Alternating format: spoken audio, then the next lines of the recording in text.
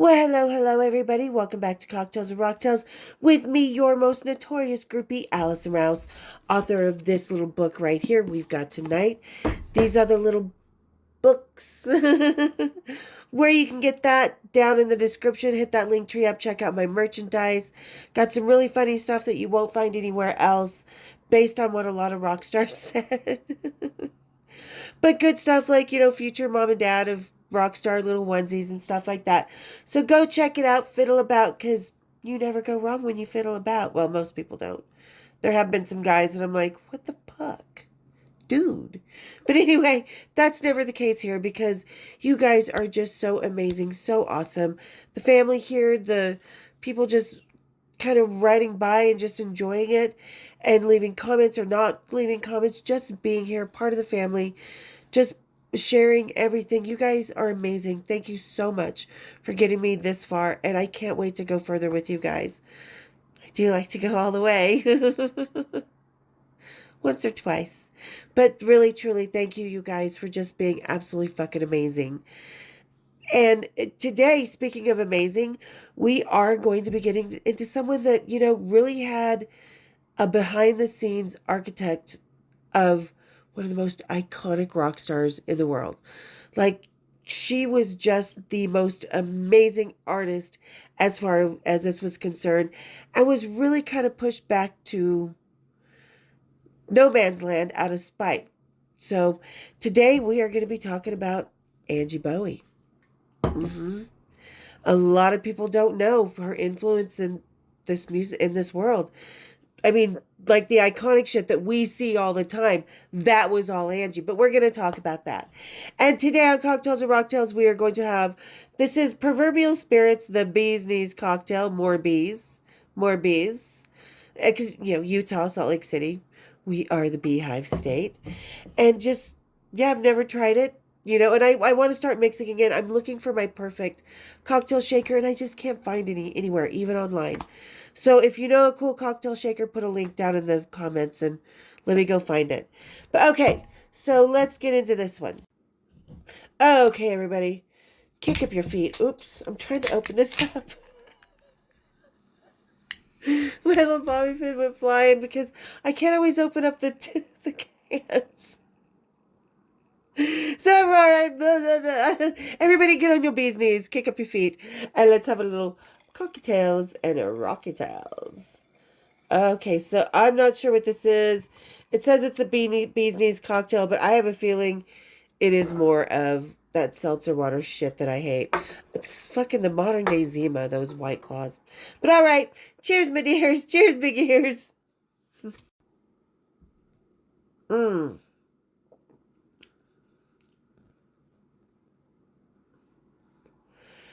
Is a bee's knees made with gin? Because I'm thinking, it's not bad. You can taste the honey, but there really is no other taste than a little bit of sour after that honey and maybe a touch of gin. So, and if you like that, if you just want something simple and fresh, this is probably going to, with the sweetness to it that only honey can deliver, this is going to be your guy. So it's Proverbial Spirits. Take it camping. Take it on a picnic. Just don't give it to me. No kidding. All right. Ooh, what was that fucking noise? Anybody else, as you get older, do you find your body making weird noises that you don't volunteer them to do? Put it in the comments. Oh, it's so pretty. All right. So let's talk about Angie Bowie, because she really kind of doesn't get the credit that she really does deserve. So because she was kind of a force at very, very young age. And a lot of people don't realize, they look at the rock stars at the ages they are now. But they were all young once upon a time. Like, people give me flack for being so young around like James Hetfield or, Guns N' Roses or whatever. It's like they were all in their early 20s. And so was Angie Bowie. Now, Angie Bowie, she always kind of, you knew she was going to be interesting because she had a father that was, I don't know if it was military, I forget, or ambassadors, some sort of attaché, something like that. But she was born in Cyprus, Greece, lived in like Switzerland, Germany, a few places, before she was in, she was in a private school at some point. I believe it was in the UK. And she, about 16 years old, gets kicked out because they didn't like her choice of relationship, which was with another woman. So they kicked her and the other woman out. And the other woman, I think it kind of, she went on her merry way into oblivion, I guess, maybe shamed, maybe not. I mean, but who kind of, I'm always curious about that because it is such just like, and I probably should read her book. It's called Backstage Passes. She was one of the first tell-all books when it came to rock and roll they that was made. And oh yeah, we are filming this in black and white today. Because I thought I had another episode filmed for today. I had a whole stash of them. I got caught up and I'm like, wait a minute, I don't have an episode. So I have a shit ton to do today, but I'm not going to leave you guys hanging. So, okay, back to Angie Bowie, because it's about Angie. So, yeah, but so she was kicked out. The other girl, as far as we know, went to oblivion. I'm curious because what I've kind of, in all the stuff I've been watching about Angie, her interviews, stuff like that, she is very instigating. And she is very brashly instigating because she's not afraid, but then she can be a bull in a china shop. She's not very well balanced as far as that concerned. She was just gung ho from the time she could fucking go ho, right? And we all ho. No judgments here, to each their own. But I've hoed. Not on the streets. Okay, that's coming out wrong. Just, I've been very brash and owned my own sexuality and prowess. And so did Angie Bowie, but she was kicked out of the private school for girls. And it never gives ages, but I think Backstage Pass she would give more ages. Um it would kind of, I haven't read it yet, but like I said, in all the stuff I've watched in the interviews, she does a really good job at kind of being very open and somewhat in depth. I don't think fully in depth. But yeah, so she ends up in London, in Soho, in the art scene, and the art scene as far as like art college scene and the Soho art scene were two totally different worlds in London at the time. Soho was a bit more wild and less structured and just sort of, you know, Andy Warhol, but more Basquiat or more performance, more art is life type of thing. As to what David Bowie was in was more of the study of art, the creation of a theater and expanding boundaries through a different thought process rather than a wild spark of flame, right? And they ran parallel for a lot of years. So this is why I'm kind of wondering how old she was, because she was on the art scene in Soho for a few years. And I don't make any judgments because we all know how old I was, you know. So but I find it crazy, insane that, she just took off, was living her life, becoming part of this art scene in London, and all of a sudden she meets Bowie. He releases Space Oddity. Like, she's just going on. And the reason they met, she was backstage because they were both sleeping with the same record exec guy. Yeah. So they met backstage and they bonded over this. And it was just like, it was never love with those two. It wasn't like instant love and, oh my God, love at first sight. And no, it was more like a kismet of the meeting of creativity and minds and spark and the pushing of boundaries, the dropping of stigmas and all this stuff. They just kind of had this crazy, incendiary, internal, like, just combustion that attracted them. And plus they were sleeping with the same guy. So kind of a cool way to bond. Like, I've become friends with a couple of John's other ladies and his ex-wife and stuff. So kind of makes sense, you bond with those people that you have that shared experience with. What, even though it was maybe a different experience, you still had this. And she was brash from the start because when David Bowie released Space Oddity, what was that, 1969, I think? it's and she was in the middle of inventing herself in the Soho art scene and was finding herself. And nobody had, kind of pushed the boundaries of the fashion and the androgyny and the way she did things. And so she was already her own force in the art world. She was already, just tearing through her, making her existence in London, creating a name for herself. And people respected her and they liked her because of it. But like I said, then she meets David Bowie backstage. And they weren't sure, about the record or, how the record was going to be signed and handled. And, oh, excuse me, I burped a little. Ooh, that's what I get for bubbles on that thing. But she told the record exec that they were both sleeping with, if you don't sign him this way, if you don't do this, then I'm going to out you. I'm like, she threatened that guy. And the guy was like, fine, here you go. Here's the contract. So from the second she met him, she was the manager. Was she the muse or was she David Bowie's muse? Or was David Bowie her muse? That's what I'm trying to say. Put your thoughts on that in the condoms.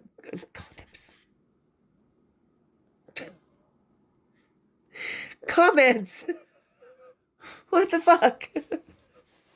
You can put whatever you want in your condom. Just in the comments, tell me what you think. Was she David Bowie's muse or was David Bowie Angie's muse? Because I think Angie was on the verge. She was trying to figure out what her next creation was going to be.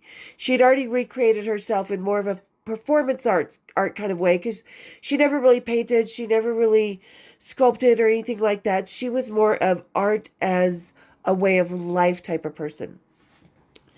So she kind of becomes this architect behind David Bowie, pushing him in directions, even pushing him to fire his one management and hire a whole new one that was really great at negotiating deals and would get David Bowie a worldwide audience rather than, fame in the UK, which can be a pretty cool thing. But when it comes to artists, everybody wants worldwide fame. Come on now. So she was kind of in the middle of inventing herself and inventing what she was in her performance art. And I think that was very limiting for her. So when she met Bowie, he just became this fucking canvas for her. Like, they just had long, long nights of sex and talking and, Vogue magazine spread across the floor and looking at things and trying to figure out what his image would be because he couldn't just be this David Bowie. She's like, you're a musician. This is art. You're more than that. So she plowed through. She wanted him to, they came up with the red hair mullet and things together, but he wouldn't do it. So she first cut her hair. And I really think that when she was, collaborating with Bowie, making Ziggy Stardust, that she was really finding that male counterpart in herself that she couldn't express, no matter how short her hair was, no matter how, because she was always, very ambiguous in her love life. And I think she was kind of looking for that in herself and how to express it. But with her own self as a canvas, she could only do so much. But then David Bowie comes along and it's like, holy shit.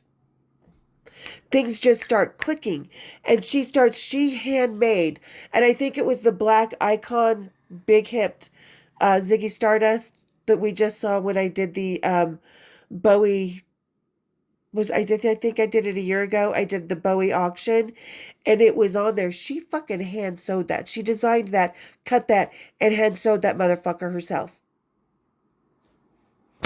One of the most iconic rock costumes that personified one of the most iconic personalities of a rock star in the world.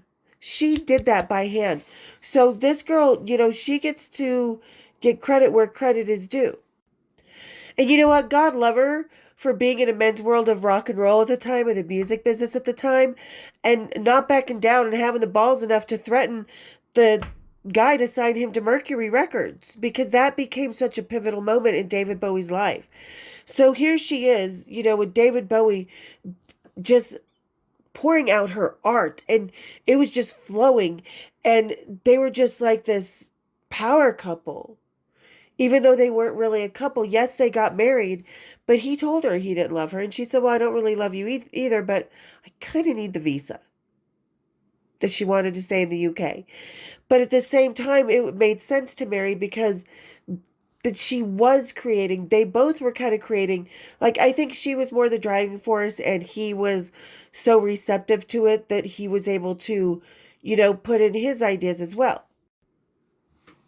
And quite honestly, I don't think David Bowie would have found his own voice and found his courage and his art the way he did if it wasn't for Angie, because David Bowie has reinvented himself several times over the years, and I think because of Angie he was given permission to be okay to be that kind of artist. Because David Bowie, let's face it, is really probably the embodiment of performance art between rock star art. He is that fashion, everything. He has been iconic in every direction. Influential in every direction. He's acted, he's sang, he's painted, he's collected, he's inspired, he's been the muse. He is, and I think because like Angie was 19 when she married him. 19. And I think David Bowie was like 21, 22. So they were just so young and she was already so established. But yeah, when they got married, it was just the wedding ceremony. Here you go, we're married. She needed the visa. They weren't really in love. They had an open marriage.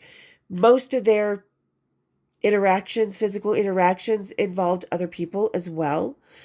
Because she said this, which I find kind of funny, and I wonder about this because this actually does happen, that, the actual physical was not always inside of her when they were having the sexy mexies, the spicy sleep, whatever you want to call it, because he would break out in a rash, like literally break out in a rash whenever he would enter her secret garden, so to speak.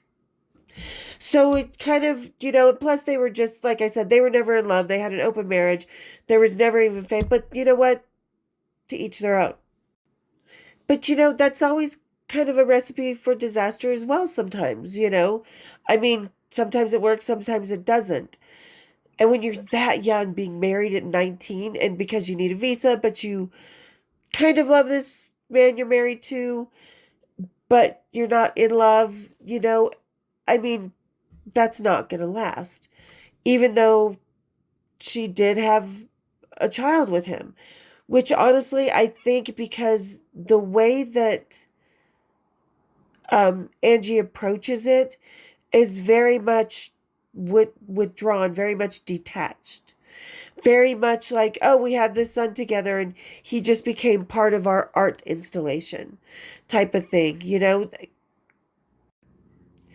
And they had to have had him out on the road because she was there backstage sewing costumes on the fly, sending him out on stage. She was there doing everything, managing, not putting up with anybody's bullshit, making sure he got what was fair, and if she dared David Bowie to do it, he did it. And we're glad that she did because I don't think, and I've said it, David Bowie would not be who he was today if she would not have opened that door and dared him to be David Bowie, to be Ziggy Stardust. Here, I've got this killer outfit. They were going through Vogue. They were setting Vogue. You know what I mean? Like, he came out and they started setting that fashion. The 70s was kind of becoming boring and hippie, but then you had David Bowie, who was sparkle and glitter and glamour and stardust and just, ambiguousness. They were the first openly bisexual couple, So they, Angie and David Bowie together, once they, it's like, I think they kind of burned nicely on their own, but once they got together, it just exploded. And of course, things that begin incendiary like that are going to end just as igniting. They're just going to end in a powder keg, aren't they? And it happened because on one of the tours, like, they got in a huge fight and he banned her from the tour, which was like, whoa, David, she created you. You need her out on that tour. She makes sure you don't get fucked over by the ice at fucking the arenas for the hockey. She makes sure that you have. So she was very, very much a part of the management. And I think she taught him a lot about the business side of rock and roll because she dealt with it in ways that he never did. When you're the muse for somebody, you don't have to deal with that side. But she was David, or David was her muse. So I think she really did kind of push him into those directions, but she also pushed him into being that independent mind, into being his own man. So by the time that, the Space Oddities came out and it came to that end, it was just kind of really ugly. Like, he was so spiraling because, party time, good times, it all comes rock and roll, sex, drugs, and rock and roll. And they were living as every aspect of that life. And David Bowie got so dragged into the cocaine and the drugs that he was having hallucinations, that he was making phone calls to people screaming, "Get me out of here, there's a witch coming after me." And just while he was alone in a hotel room. So, and he had to go figure it out on himself. So he takes off and goes to Germany. And Angie hates Germany. She's not there with him all the time. And when she does go visit him, she's like, God, this is so dank. She brings his son with him. She hates it. Tension is brewing because all of a sudden there's these two people that are with him. And one of them's a female assistant who was becoming very, very much the role Angie was used to playing, which was total control, but not in a manipulative way, in that running forward together. You've got to have the one person that's, the co-pilot and the person that's behind the scenes pilot. You can't both be sitting in the pilot seat, but eventually one of those pilots has to retire.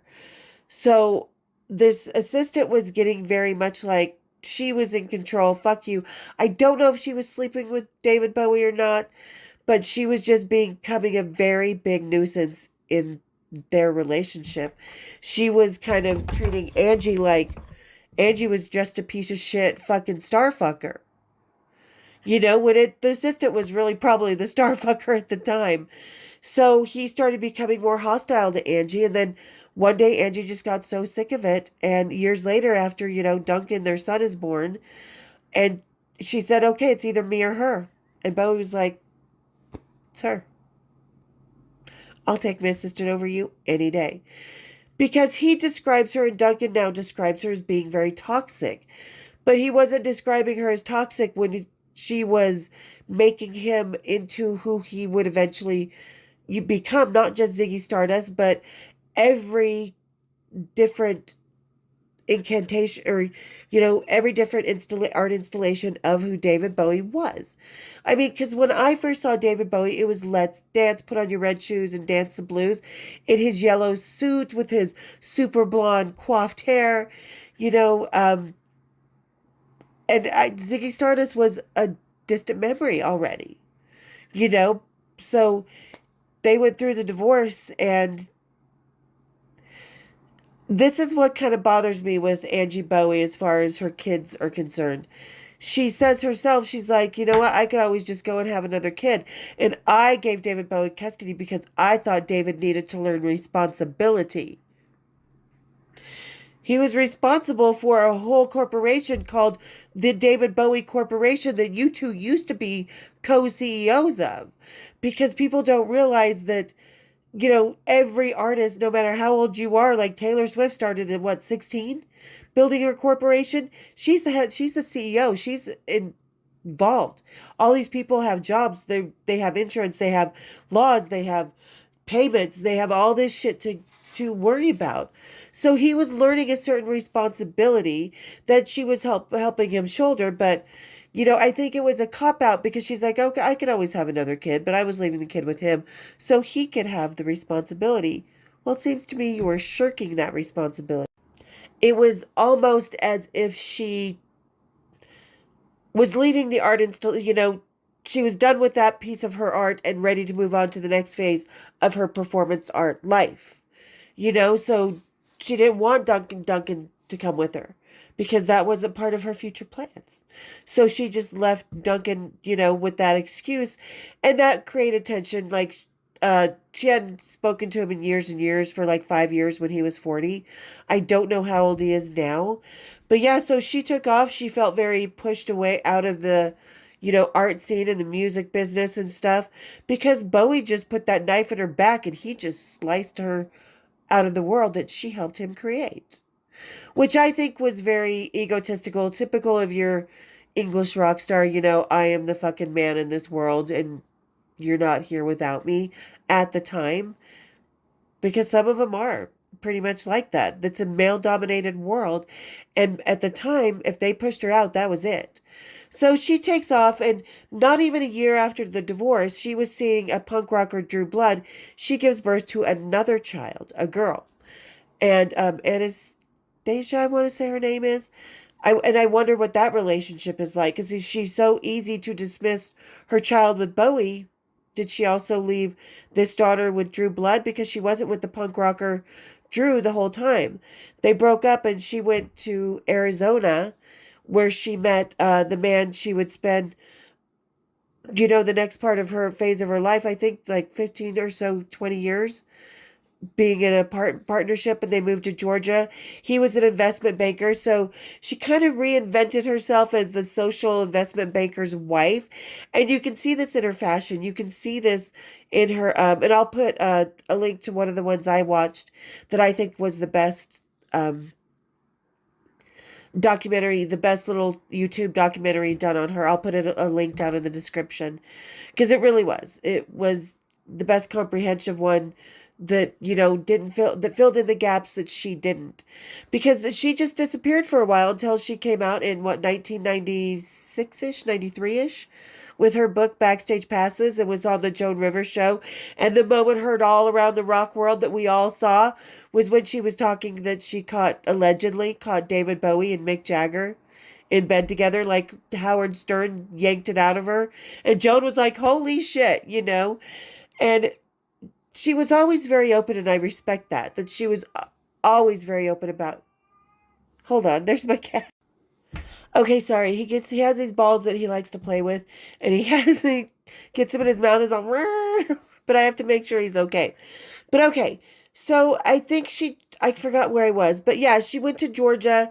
I believe she lives in Georgia now. She kind of reinvented herself as this society wife. She does write about, different sexuality and her bisexuality and stuff like that. So she's written a few more books since Backstage Passes, and I haven't read Backstage Passes, but I want to. I want to read it to kind of get the whole story. And I'll do a review on it as well. But I think it was kind of fucked up that the misogyny of rock and roll at the time pushed her out when she was iconic in what she made, her art installation. She was very, very strong in getting David Bowie the record deal he deserved and pushing him towards better management. I think she would have been a great manager for other bands. I really do. I think she could have been another Sharon Osbourne. But David Bowie was petty and spiteful. And in a way, I kind of understand, because she abandoned her son. And they both call her toxic, and he said it was like living with a fucking fire that could be artistic or beautiful but destructive all at the same time.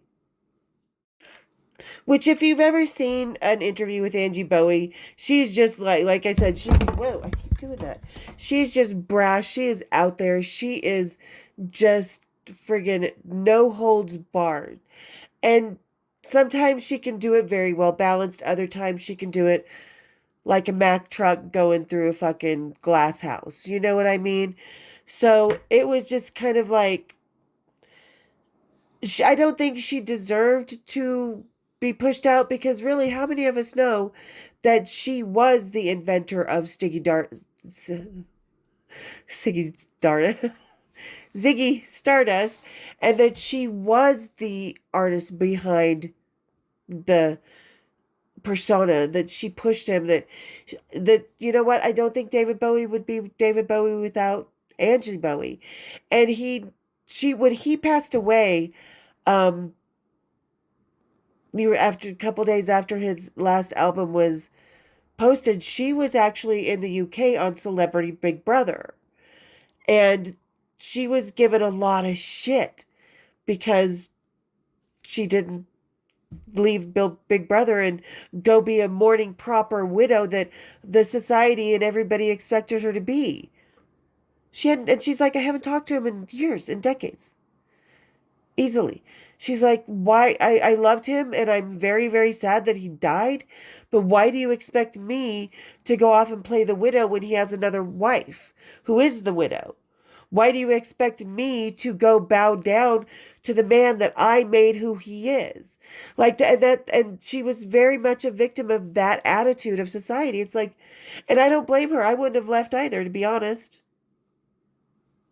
If I was on something like that and say, and I'm not wishing this, say James Hetfield passed away, I would be very, very sad. I would be heartbroken, but I wouldn't leave. He's not my husband.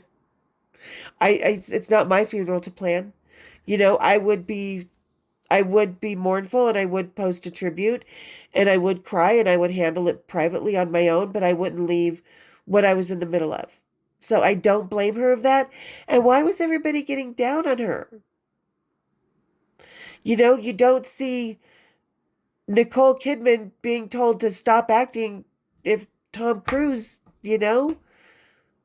So that kind of bothered me that they expected her. So I applaud her for standing her ground and being like, fuck you. What do you want me to do? Why are you telling me what I should be and how I should mourn a person that was the father of my child, that was my husband, that was a huge part of my life? Why are you telling me this? So that was where she was seen last. So yeah, that's just kind of the story. Like I said, I think Angie is still living in Georgia. She's still with the Michael Gassett, which was her longtime partner. I think they're still together. I didn't Google that before I made today's episode. But yeah, I mean, but what a crazy life. What a crazy fucking life that she was never afraid to live. I think that's amazing that she. Oh, hi, babies. Oh, say hello. Beluga doesn't want to be on camera right now. He wants me to play with his volleyball. He has these little squishy balls with the, like, little sparkly tinsels coming off of it that he loves. He loves balls, but these are the only balls he'll carry in his mouth. His mommy's very particular about what balls she'll carry in her mouth, too. So I don't blame him. But okay, back to Angie Bowie, speaking of balls in mouth, and among other things. But yeah, I think that it was really fucked up that Angie Bowie has been pushed to kind of the oblivion, outer worlds of society, that we forget who she was in the rock and roll world. And I think had David Bowie not been so petty, that she would have created much more musical art with other artists that we would have loved, And then Mick Jagger says that no, the Rolling Stone song Angie is not about her, that it was about Keith Richards' daughter.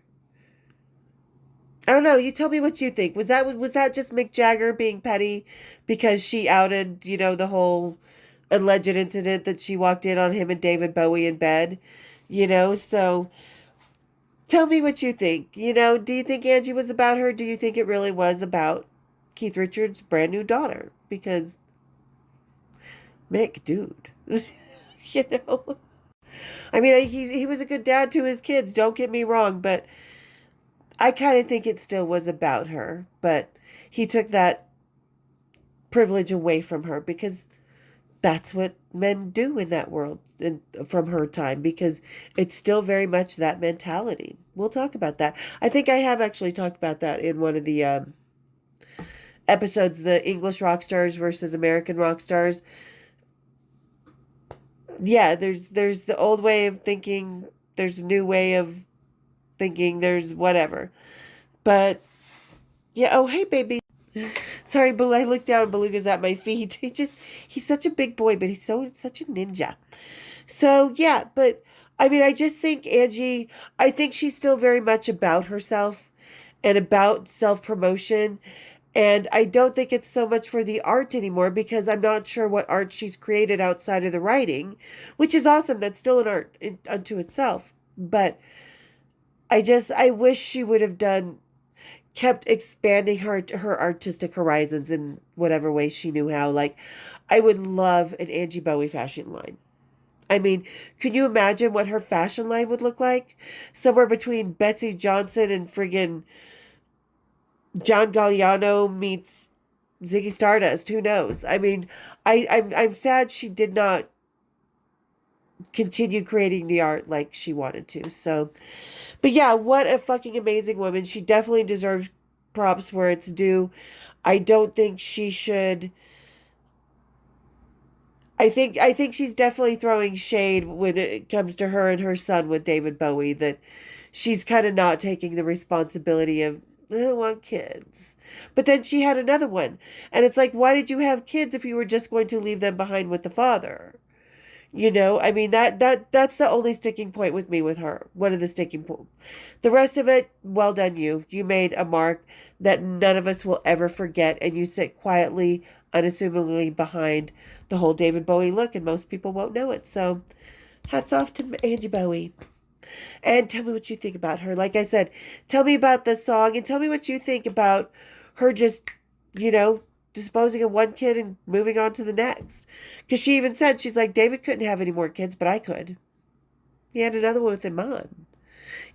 So excuses are like assholes. Everybody's got one. So, and thank you so much for everybody to getting to the end of the episode with me today. I know we're doing a noir, but yeah, like I said, I thought I had an episode for today, but I didn't. So I will make sure to not put myself in this predicament again.